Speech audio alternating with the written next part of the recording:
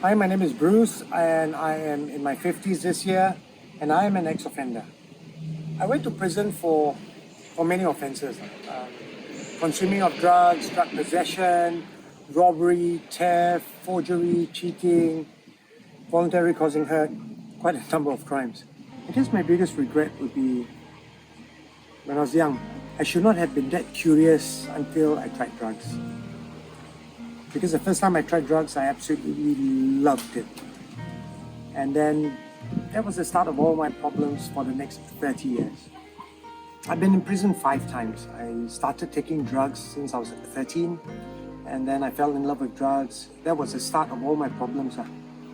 So for the next 30 years, I was a drug addict, got involved with a lot of crimes because I needed money to buy drugs. So for the first 4 times when I was in prison, it was never about change. It was only about when I'm going to come out and then start my partying days again. But the 5th time that I was in prison was very different from the first 4 because I was married and I also had a daughter. So during my last incarceration, my wife would bring my daughter to visit me once every month. And 11 months into my incarceration, there was this day that she came for a visit. It was a very special day. So the day was special because that day was my daughter's birthday, her exact day, 4 years old. My wife had bought her a brand new dress, and then she was so proud of the dress she was wearing that when she stepped into the cubicle, she started to parade herself. And then when she sat down, I sang her birthday song. So all the 3 of us were singing and clapping, and we were very happy. And then at the end of the song, my daughter looked at me and she said, "Dada, Carrie." I mean, of course, when I heard my daughter said that, my heart absolutely dropped. Absolutely dropped.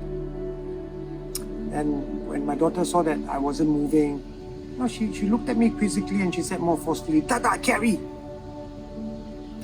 I mean, what can I do? I was in prison and, there was a glass in front of me. So I did the only thing that I could do, and that was to shake my head. Of course, when my daughter saw me shaking my head, she started crying and she bawled her head off. She said, "I want to go home, I want to go home." I actually considered that day the worst day of my entire life because as a father, I couldn't even accede to my daughter's birthday request of me carrying her. So that really broke my heart. To the extent I told myself that, "Bruce, you have to call it a day. You have to call it a day. Because I know that if I don't, history will repeat itself again." So from that day onwards, I took steps into ensuring that my goal of change was met. I did a public gang renouncement of my secret society affiliations. I attended Bible study courses, attended chapel service, attended family bonding courses, And also after my release, I continued by not going back to my old clique of friends because I know that if I were to go back to them, the chances of me going back to drugs would be very high. And upon my release, I actually happened on this quote from Mahatma Gandhi, which says, "The best way to find yourself is to lose yourself in the service of others." It spoke to me because for the past 30 years, who was the real Bruce? Right? Was Bruce the guy that was high on drugs all the time, going around causing chaos and carnage everywhere he goes? Or is Bruce who he is today? So what I did was I started volunteering, and I've never looked back.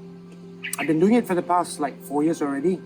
Although I had the motivation to change, the motivation being my daughter, I seriously lacked the strength to do so because for the past 30 years, I've tried countless of times to change and I just cannot do it. I just could not do it. So after thinking for a few days, I finally realized where I could find the strength. And the strength I found was in my faith in God. I'm a Christian. So when I was young, I used to attend church, but for a long period, I did not. But I guess what I've learned in Sunday school, in church, that seed was planted in my heart already. So during my deepest, my darkest and loneliest time, I call out to God for help. My motivation, my daughter, my strength, my faith. I did not care whether people accepted me or not, because I finally realized that change happens within me. I cannot afford to let other people dictate the quality of my life. Yeah. So, the last I checked, Singapore is still a democracy, right? And judging from my own track record, I cannot force people to accept me or to like me. Yeah. But what I can do is to prove myself to others that I'm a changed man.